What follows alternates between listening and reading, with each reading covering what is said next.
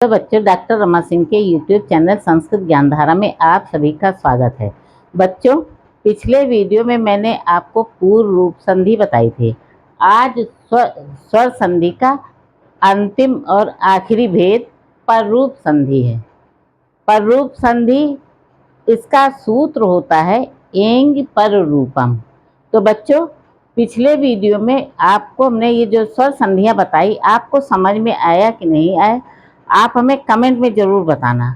और संधियों को समझने के लिए बच्चों, आपको पूरा का पूरा वीडियो देखना पड़ेगा। वैसे संधियां समझने के लिए बच्चों, आपको सबसे पहले माहेश्वर सूत्र पढ़ना पड़ेगा। माहेश्वर सूत्र से आपको प्रत्याहार बनाना पड़ेगा और इन्हीं प्रत्याहार के माध्यम से हम पूरी की पूरी संधियां निकाल सकते हैं। वैसे बच्चों, संधियां कठिन नहीं हैं और हमने पूरी कोशिश की कि आपको अच्छी तरह से समझ में आ जाए। हम अपनी सरल भाषा में आपको वीडियो बना के देते हैं। आप इसको पूरा का पूरा वीडियो देखिए, समझिए और कमेंट में बताइए कि आपको हमारी ये वीडियो कैसी लगी। हमारा ये वीडियो पसंद आए तो आप लाइक, शेयर और सब्सक्राइब करना।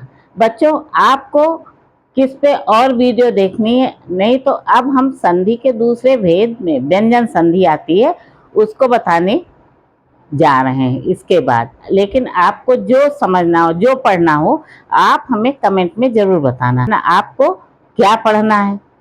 जैसे रस, छंद, अलंकार, प्रत्यय और क्या पढ़ना है, जो आपको समझ में आए कि हमें टफ लग रहा है, वो हमें बताना, जिससे हम आपके हिसाब से वीडियो बना सकें।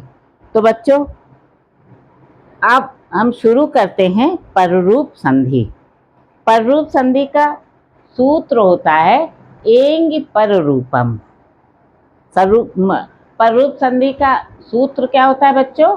एंग पररूपम। ये स्वर संधि का अंतिम संधि है। स्वर संधि की ये अंतिम संधि है, पररूप संधि। तो एंग पररूपम, एंग पररूपम का तात्पर्य क्या होता है? एंग के अंतर्गत ए और ओ। एंग के अंतर्गत बच्चों ए और ओ दो वर्ण आते हैं, तो एंग के परे होने पर पररूप हो जाता है। यानी कि पहला दूसरे में मिल जाता है, यानी कि पहला वर्ण दूसरे में मिल जाता है। साधारण शब्दों में हम बता रहे हैं तो जानिए, जहां पर अकारांत, अकारांत का मतलब जानते हैं बच्चों? जहां पर अकारांत उपसर्ग के बाद कोई भी ऐसी धातु हो जिसके प्रारंभ में एंग, एंग, ए अथवा ओ हो, तो उस उपसर्ग एंग, ए अथवा ओ में परिवर्तित हो जाता है। इसी को हम पररूप कहते हैं, इसी को पररूप कहा जाता है।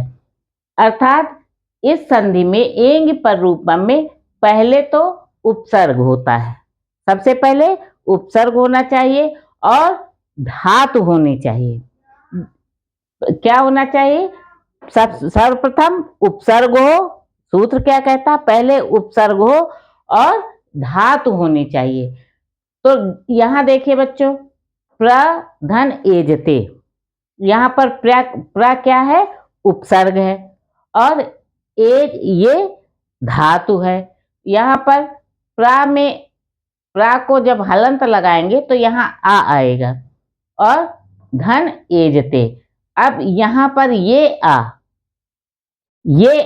आगे वाले वर्ण में मिल जाए तो उसे हम पररूप कहते हैं। जब ये इस ए में मिल जाए तो क्या बनेगा?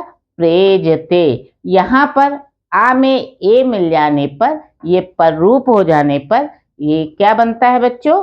प्रेजते, ये शब्द बनता है।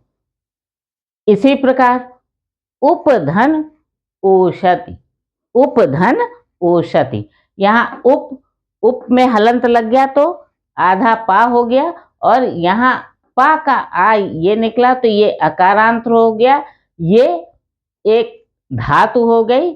तो क्या बनेगा? उप धन धन ओषति। का ये ओ में मिल जाने पर, ये पररूप होने पर उपोषति बना। इसी तरह प्रोषति, प्रोषत कैसे बना? प्रा धन औसत, प्रा में आ को निकाल लिया तो आ यहाँ हो गया, धन औसत, ये पूर्ण रूप होकर प्रोषति बना। इसी तरह अवेही बनता है, अव धन ए ही, अव वा में आ हमने निकाल लिया तो जब पूर्ण रूप करेंगे तो क्या बनेगा बच्चों? अवेही। तो ये कोई बहुत कठिन संधि नहीं है बच्चों, इसमें सिर्फ ध्यान रखना, ये ध्यान रखना है कि पहला उपसर्ग हो और धातु हो। जब उपसर्ग और धातु साथ साथ हो तो पूर्व का जो वर्ण है वो बाद वाले में मिल जाने पर पररूप हो जाता है और ये संधि बनती है। तो फिर से देखिए बच्चों, जहां पर एंग पर रूपम, जहां पर आकारांत उपसर्ग के बाद कोई भी धातु हो, कोई भी ऐसी धातु हो जिसके प्रारंभ में एंग, एंग मैंने बताया आपको बच्चों, एंग में दो वर्ण आते हैं, ए और ओ। ये तो बच्चों आपको माहेश्वर सूत्र पढ़ना पड़ेगा। और प्रत्याहार पिछले वीडियो में मैंने बताया था, संधियां आपके लिए कठिन नहीं है, कोई कठिन नहीं संधि, अगर आप प्रत्याहार और ये माहेश्वर सूत्र आपको ज्ञात हो तो ये संधि कठिन नहीं। और सारी संधियां सिर्फ माहेश्वर सूत्र और प्रत्याहार में ही निहित हैं, सब संधियां माहेश्वर सूत्र और प्रत्याहार से।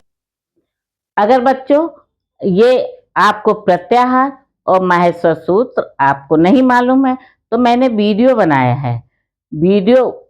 है प्रत्याहार का भी और इसका माहेश्वर सूत्र का।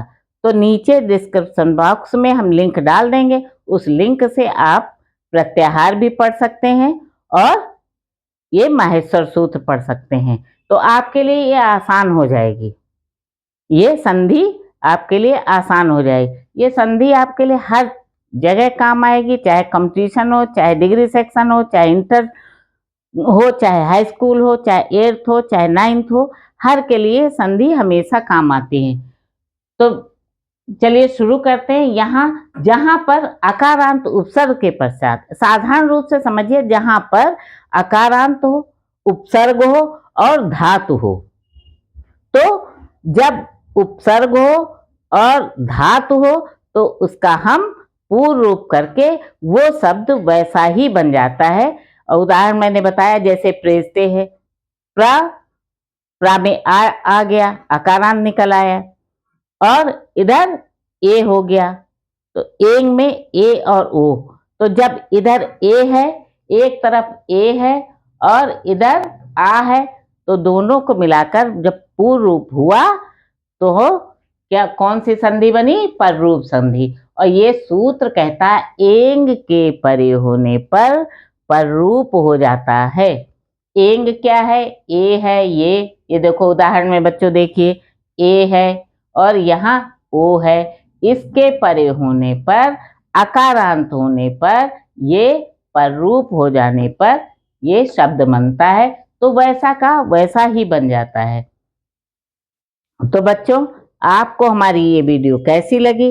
अगर वीडियो अच्छी लगे तो लाइक, शेयर और सब्सक्राइब करना, बेल आइकन दबाना, जिससे हमारी आगे से आगे वीडियो आपको पता चलते। अधिक जानकारी के लिए जुड़े हमारे चैनल से, जिसका लिंक नीचे डिस्क्रिप्शन बॉक्स में दिया गया है। Thank you for watching.